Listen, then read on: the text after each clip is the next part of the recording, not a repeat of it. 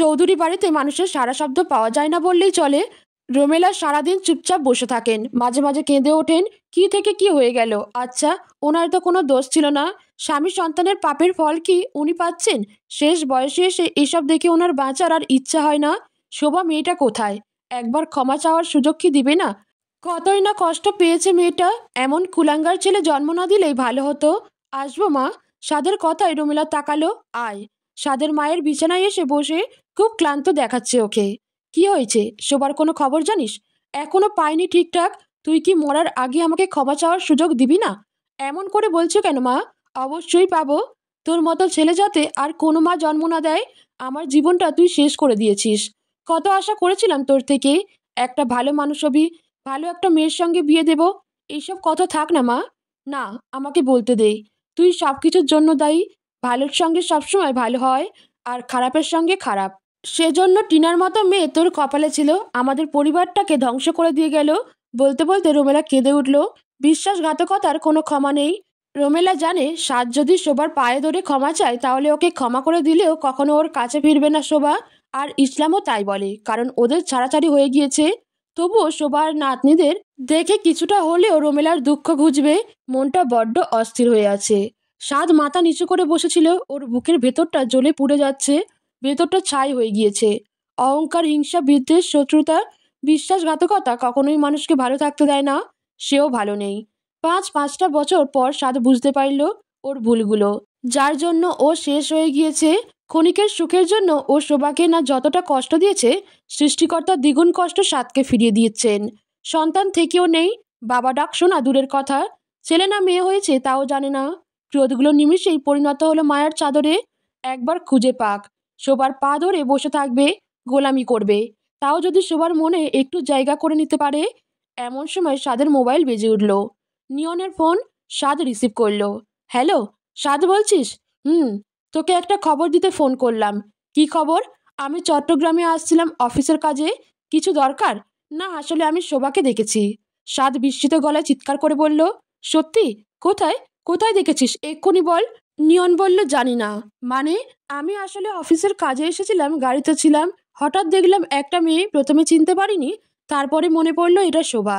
দোকান থেকে কী সব যেন কিনছিল। পরে গাড়ি ছেড়ে দিয়েছিল ড্রাইভার। আমি আর ওকে দেখিনি। আমি শিওর ওরা চট্টগ্রামেই আছে। সাদ খুশি হয়ে বলল, ধন্যবাদ বন্ধু, তোর এই উপকার কোনো দিন ভুলবো না।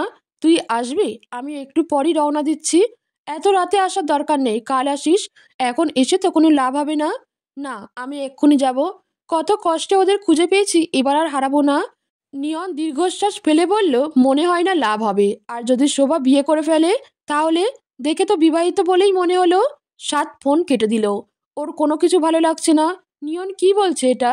রোমেলা জিজ্ঞেস করলো, কি হয়েছে? শোভার খোঁজ পাওয়া গিয়েছে। কোথায়? চট্টগ্রামে। আমি যাব? রোমেলা আনন্দিত গলায় বলল, আমাকেও নিয়ে যাস।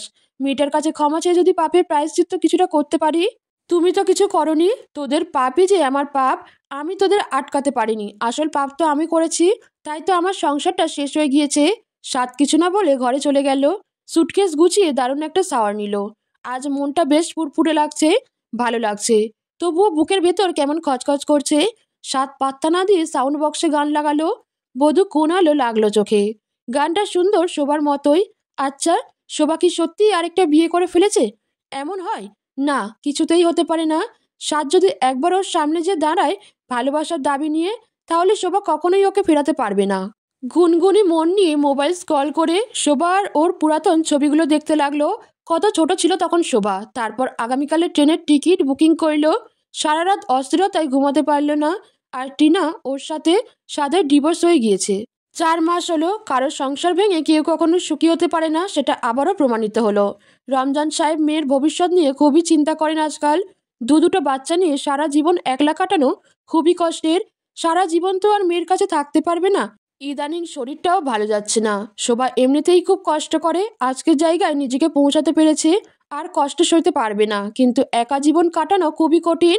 একটা গতি করতে পারলে চিন্তাটা কমবে। সাফিন তো বিয়ে করে নিয়েছে বাবা মায়ের কথায়। বউ সাইমাকে নিয়ে আছে বিদেশে।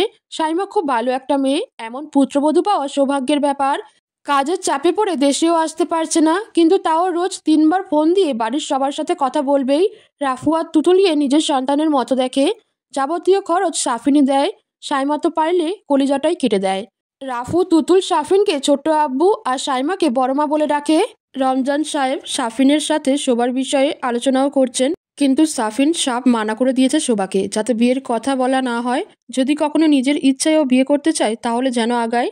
সাফিন জানে শোভা কখনোই বিয়ে করবে না এবং এই কথাগুলো শুনলে খুব কষ্ট পাবে আর নিজেকে বোঝা মনে করবে, যা সাফিন চায় না। বোনকে খুব ভালোবাসেও। মা বাবা মিলি সন্তানদের নিয়ে ছিমছাম পরিবার সবার ঝামেলাহীন জীবন পার করছে। স্কুলের চাকরিটা খুবই ভালো, বেতনও বেশ ভালো। চলে যাচ্ছে জীবন এভাবেই বেডরুমের বিছানায় বসে শোভা এক্সামের খাতা দেখছিল। এমন সময় রাফু এসে বলল, আম্মু। বলে, বাবা, তোমাকে খুব সুন্দর দেখাচ্ছে। শোভা চোখ তুলে মিষ্টি করে হাসলো, বলল, তাই? হুম। হঠাৎ আমাকে তোমার কাছে এমন লাগছে কেন? জানি না। তোমার ছোট আম্মু কোথায়? বোনকে ঘুম পাড়ায়। আচ্ছা, ডিস্টার্ব করো না। হুম। বলে রাফু মায়ের সিঁড়ে দাঁড়িয়ে রইল। রাফু শোভার চোখের চশমাটা খুলে হাতে নিল। শোভা কিছু বলল না, মনোযোগ খাতার দিকেই। রাফু হঠাৎ শোভাকে অবাক করে দিয়ে জিজ্ঞেস করলো, আম্মু, আমাদের কি আব্বু নেই? শোভা চমকে তাকালো। রাফুর নিষ্পাপ চাহনি ওর গায়ে কাঁটা ফুটালো। চুপ করে রইল। রাফু আবারও বলল, বলো না আম্মু, আমাদের কি আব্বু নেই? শোভা ছেলেকে কাছে টেনে নিল। শান্ত কণ্ঠে বলল, আছে তো, তোমার ছোট আব্বুই তো আব্বু। রাইফ জেদ করে বলল, ছোট আব্বু আমার মামা হয়, কিভাবে আমার আব্বু লাগবে? শোভা রেগে বলল, ওটাই তোমাদের আব্বু। তুমি মিথ্যা বলছো। আমাদের স্কুলের সবার আব্বু আছে, আমাদের কেন নেই? আমি ছোট আব্বু চাই না, আব্বু চাই। কেন? ছোট আব্বু তোমার পছন্দ নয়? পছন্দ, কিন্তু আসল আব্বুও চাই আমার। দরকার নেই। আছে, আমি আমার বন্ধুদের বলেছি যে আমাদের আব্বু আছে, একদিন ঠিক আসবে। কখনোই আসবে না। আসবে। আসলে আমি আব্বুর সাথে চলে যাব। শোভা ছেলের কথায় বাক্যহারা হয়ে গেল, চোখ ভিজে এলো। বলে কি এই ছেলে? শোভা ছেলেকে জড়িয়ে ধরে বলল, কিছুতেই যেতে দেব না। রাফু স্বভাবতই খুব মাতৃভক্ত শান্ত ছেলে, কিন্তু আজ কি এমন হলো যে ও নিজের আব্বুকে যাচ্ছে, আবার চলে যাবে তাও বলছে। রাফু গাল ফুলিয়ে বলল, যাব আমি। রাফু। রাফু মাথা নিচু করে বসে আছে। শোভা বলল, তুমি কি আমাকে ছাড়া থাকতে পারবে? ছোট আম্মুকে ছাড়া থাকতে পারবে? রাফু মাথা নাড়িয়ে না জানালো। শোভা বলল, রাফু, তোমারও আব্বু আছে, কিন্তু সে আমাদের চায় না। কেন? কারণ আমাদের ওর ভালো লাগে না। কিন্তু আমরা খুব ভালো। জানি তোমরা ভালো, কিন্তু সে বুঝতে চায়নি। এই জন্য আমি তোমাদের নিয়ে চলে এসেছি। আমাদেরকে খুব কষ্ট দিয়েছে তোমার আব্বু। তুমিই বলো, কোনো বাবা কি তার সন্তানদের কষ্ট দেয়? কখনোই না। এখন বলো, তার কাছে কি আমাদের ফিরে যাওয়া উচিত? না। আমরা সবাই তো তোমাকে কত ভালোবাসি। এখন তোমার বাবা এসে যদি তোমাকে নিয়ে যেতে চায়, তাহলে আমাদের ছেড়ে চলে যাবে তুমি? রাফু গালে হাত দিয়ে ভাবছে, কি করবে ঠিক বুঝে উঠতে পারছে না। আচ্ছা, ওর বাবা কেন ওদের চায় না? সবাই বলে ওরা কত মিষ্টি বাচ্চা, ভালো বাচ্চা। তাহলে ওর বাবা কেন ভালো বাচ্চা চায় না? রাফু শুনেছে যারা ভালোদের ভালোবাসে না তাদের সাথে খারাপ হয় সবসময়। ভাবছে কি করবে, সত্যিই যদি বাবা আসে তাহলে কি বাবার সাথে চলে যাবে, নাকি মায়ের কাছেই থাকবে? ভাবনা নিয়ে এই রুম থেকে বেরিয়ে যায় গুটি গুটি পা ফেলে। শোভা মনে মনে ভয় পায়। জানে সাদ যদি একবার খুঁজে পায় তাহলে বাচ্চাদেরকে ইমপ্রেস করবে কোনো না কোনোভাবে, কারণ সাদ বাচ্চাদের সাথে খুব সহজেই মিশতে পারে, একেবারে জাদুকরের মতো। এমন সময় মোবাইল বেজে ওঠে। সাইফের ফোন। আসসালামু আলাইকুম। ওয়ালাইকুম সালাম। শোভা বলছেন, জি ভাইয়া, কোনো দরকার? আসলে আমি চট্টগ্রামের বাসায় এসেছি। ও, আমাদের বাসায় অবশ্যই আসবেন কিন্তু। আসবো, কিন্তু একটা কথা বলতে চেয়েছিলাম। কি কথা? আসলে আম্মু আমাকে এখন বিয়ে দিতে চায়, অনেক তো বয়স হলো। কিন্তু শোভা হেসে বলল, কিন্তু আপনি কাউকে পছন্দ করেন? আর সেটা আমার পাগল বান্ধবী মিলি। সাহেব লজ্জা পেল, তারপর বলল, কিন্তু ওনাকে তো আমি সেই কথাটা বলতে বা বোঝাতে পারছি না, যা রাগী। মিলি বিয়ে করবে না। কেন? ও ছেলেদের ঠিক বিশ্বাস করতে পারে না। কত কিছুই তো ঘটে গেল ওর বোনের সাথে, আমার সাথে। সেই জন্য আর কি। সব পুরুষ তো আর একরকম হয় না। জানি আপনি খুব ভালো, নইলে এত বছর অপেক্ষা করতেন না। আচ্ছা, আপনি আপনার আম্মুকে নিয়ে আমাদের বাসায় আসুন। মিলিকে সোজা করার দায়িত্ব আমার। আসবো? হুম। ঘাততারামি করা মেয়েকে ভালোবেসে সোজা করে নিবেন পারবেন না? ওনাকে দেখলেই ভয় লাগে। ভয়কে জয় করে নেবেন, আমি আছি তো, ওকে ঠিক রাজি করাবো। সাইফ কিছুক্ষণ থেমে বলল, আপনার জীবনটা গুছাবেন না? বাচ্চারা তো বড় হচ্ছে, ওদের তো একটা বাবা চাই। শোভা ফোন রেখে দিল। বুঝতে পারছে না আজ সবাই ওকে পুরনো কথাগুলো কেন মনে করিয়ে দিচ্ছে। একটা মেয়ে কি এতটাই দুর্বল যে নিজে একা বাচ্চাদের নিয়ে বাঁচতে পারবে না? কে তৈরি করেছে এই নিয়ম? এই নিয়মের বাইরে কেন যাওয়া যাবে না? বাবা ছাড়া কি সন্তান একা বড় করা যায় না? রাস্তাঘাটে কত শত এতিম বাচ্চারা পড়ে থাকে। কই, প্রকৃতির নিয়মে ওরাও তো ঠিকই বেঁচে আছে। শোভা তো আছেই, পারবে সন্তানদের সামলাতে।